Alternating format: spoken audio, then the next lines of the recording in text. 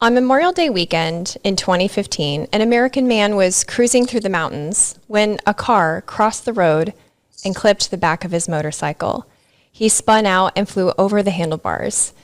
The injuries to his left leg required a 9-day hospital stay that included amputation below the knee. Unfortunately, motorcycle accidents are pretty common. Amputations are also pretty common. What's uncommon about my next guest is that he ate part of his amputated leg. And while this sounds like a Florida man story, it's not. You can find him on Reddit, but he prefers to keep his real-life location and identity anonymous.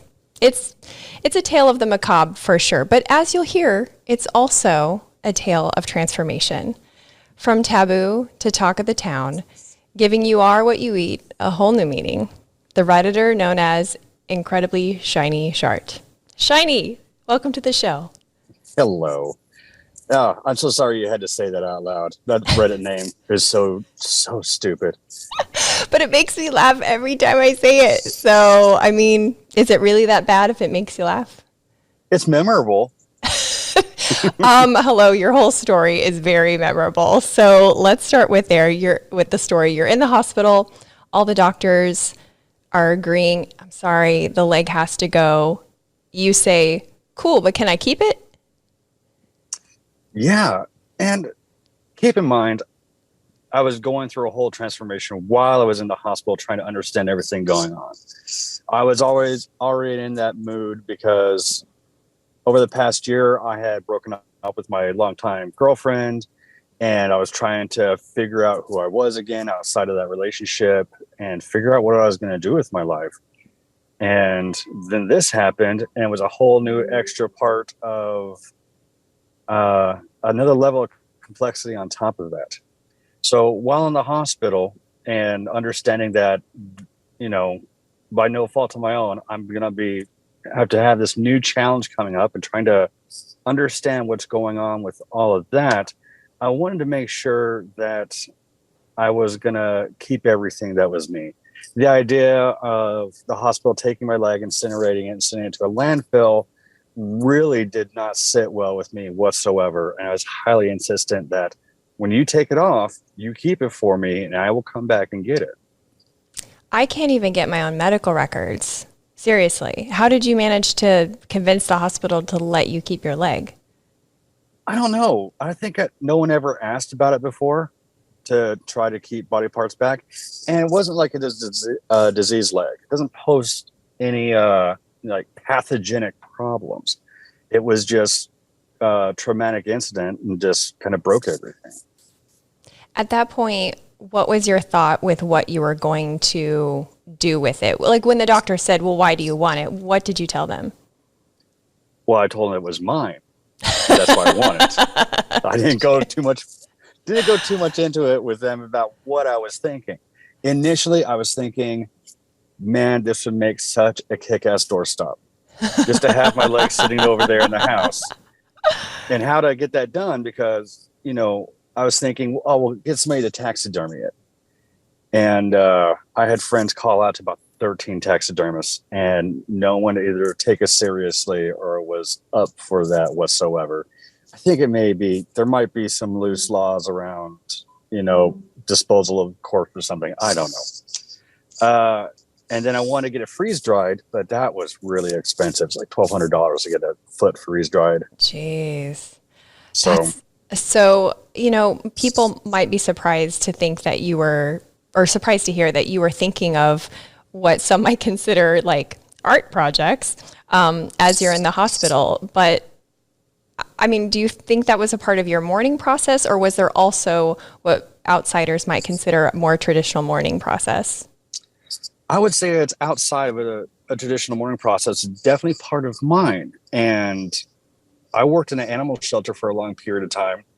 And I would say that dark humor has definitely become part of my grieving process and how I kind of figure everything out in my head.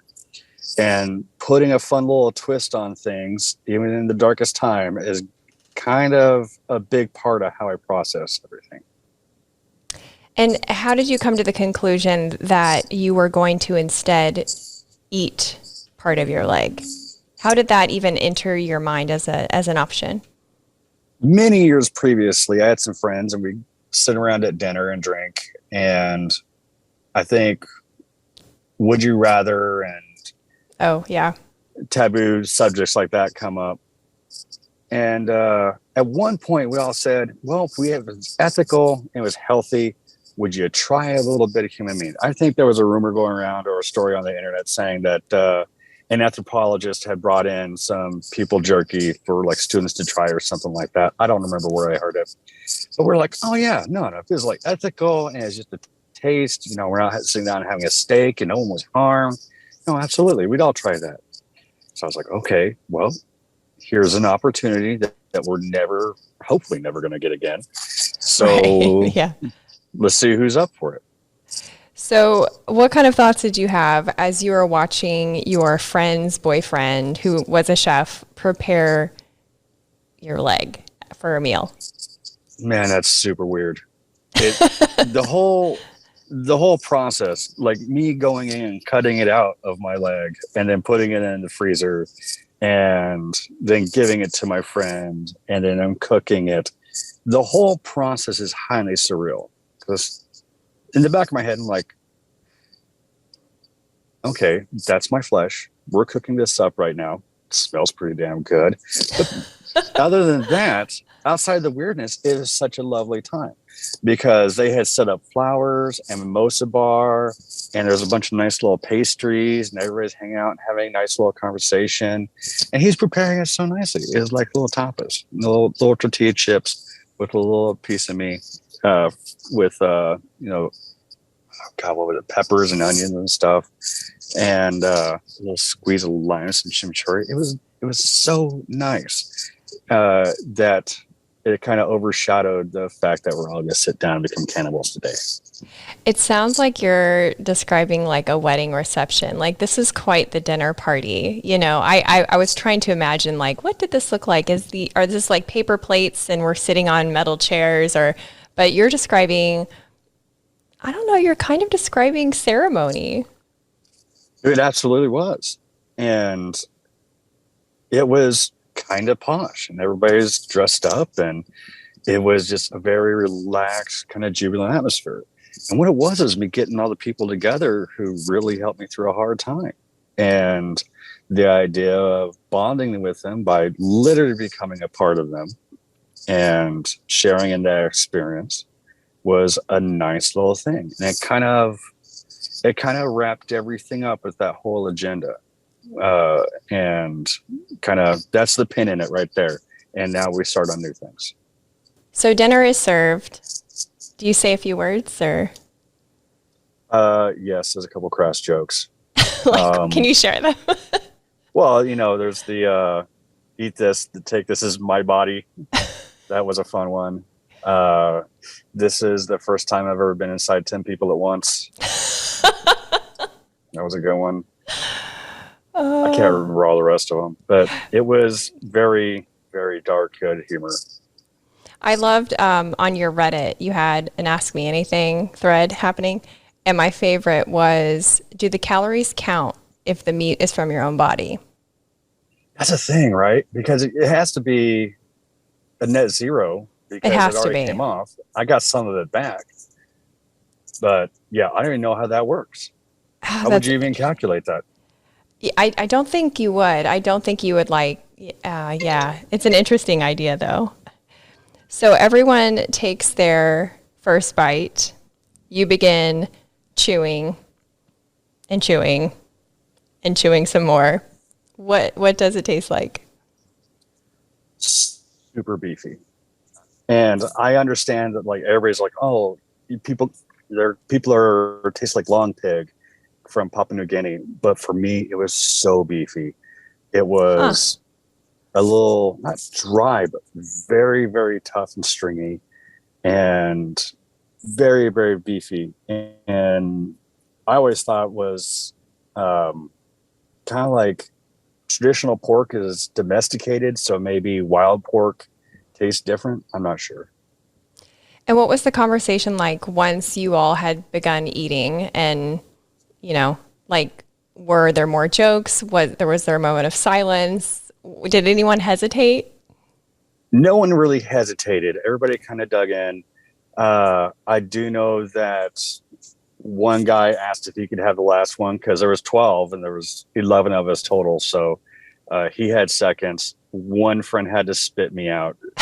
Bless her heart. She chewed and chewed and chewed. And it was just like, I can't anymore. I'm sorry. She couldn't do it. You had a lot of support from your friends. Was anyone like, dude, what are you doing? No one ever came at it with that. Or like, absolutely not. There's no way. A lot of people were saying, I don't think I'm going to take part in that. I don't know if I could do that. Everybody was very polite about it, but no one ever came with me or said anything along the lines of, absolutely not. That's gross or that's bad or anything like that. They didn't yuck your yum. See what I did there? That's very good. I can't help it. But I do keep company with a bunch of weirdos. And so that doesn't seem too far out of line for me. Well, and like you said, it was a unique opportunity. When else are you going to get that opportunity? And it's almost like, stepping back into time, I've since learned, apparently there's a lot of older cultures that practice, I think it's called mortuary cannibalism or endocannibalism, where eating a part of their loved one's dead body is a way to carry on their memory, and it's how they find closure. And I kind of get that. I will say that I have no interest in eating any family members. That's probably good for them to hear. Yeah. I don't even think any of my family members know about it. What? Are you serious? Oh, yeah, no. Nobody knows that. No, it's fine. I have friends and I have coworkers who know, and that's about it. But yeah, none of my family needs to know about that. They'd probably get weird about it. Well, it would make for interesting, Thanksgiving dinner discussion, but oh God, would it? Your call. Circle back with me if you do that and you have a story to tell. You said you did find a lot of insight. I think you even said personal growth in this process. What did that look like for you? What kind of personal growth do you get from eating your own amputated leg? Well, I think part of it is the whole process of losing the leg and testing my mettle and seeing what I'm actually capable of when under stress and under a whole new paradigm shift, and trying to go through that. And I kind of handled it well. I didn't freak out too much. I really thought I would just be an absolute mess. And it was nice to see that I didn't crumble. I got stronger through it. And every year since then is just, life has gotten better and better and better. I think part of it is, understanding that I'm going to die and trying to live every day as best I can. Let the smaller crap really go and try to do whatever I can to make myself happy and enjoy it. How has your life changed since that moment? Moved and got a whole new career. So I quit my job at the animal shelter, got a whole new career doing construction, making more money than I ever thought I would in my life. Got married, met my wife. She's super awesome. Started investing more in friends and the type of friends and friendships that I want to have. And the people I don't want to be around, I just don't. They don't need to be part of my life. And trying to get the dangerous or toxic people to, keep them at bay. Try to figure out what I want and work and how I want to function and actually make a future for myself. Do you think you would have experienced all those changes without eating a part of your leg, that maybe the brush with death itself was enough for transformation? Or do you feel like the ceremony of that meal with your friends was an essential part? I think I would have had a lot of growth regardless. However, The dinner was a very special thing that brought me really close to a lot of people and kind of helped me understand that, it was one of those things where I never knew if other people loved me. And as one of those things where I really wanted connection with people, and to have people come out and go through this with me really showed that I do have a group of people who really cared about me. So that was an extremely endearing aspect of it. That's major. That's almost like its own event. It's pretty special. I was super happy, and I always look back on it with fond feelings. Yeah, I imagine. That's incredible. Thank you so much for sharing your story with me. Do you have any closing thoughts before we sign off? No, I'm pretty happy. If you have any questions, I'm full of dumb ideas. And a few pretty good ones too. So yeah, follow my friend here at Reddit Incrediblyshinyshart. Thank you so much, Meredith. Hey, you're still here. That's awesome. I hope to see you next week too. I talk with the most interesting people that you've probably never heard of. Most of them are paradoxical and bring an opportunity for you to grow as a person. So if you like bright, meaningful entertainment, be sure to subscribe and hit the bell for notifications.